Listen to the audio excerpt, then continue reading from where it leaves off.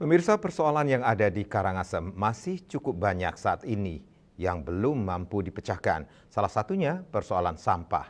Melihat situasi itu, ke depan banyak PR yang mesti dikerjakan pemimpin Karangasem. Mereka mesti mampu mencarikan solusi guna memecahkan persoalan-persoalan tersebut. Tokoh masyarakat Karangasem IGBA Suteja mengungkapkan calon pemimpin di Karangasem harus memiliki komitmen yang kuat, yakni Lestariel Ngaturang Ayah untuk meningkatkan kesejahteraan masyarakat.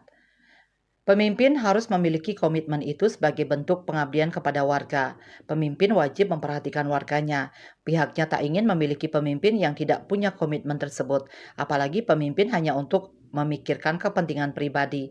Jangan sampai pemimpin menjabat hanya untuk meningkatkan kesejahteraan diri sendiri dan keluarga. Sebagai pemimpin, mereka harus bisa meningkatkan kesejahteraan masyarakat. Ini perlu menjadi perhatian khusus bagi seorang pemimpin selain menjalankan program lainnya yang pro rakyat. Eka Parananda, Bali Post melaporkan.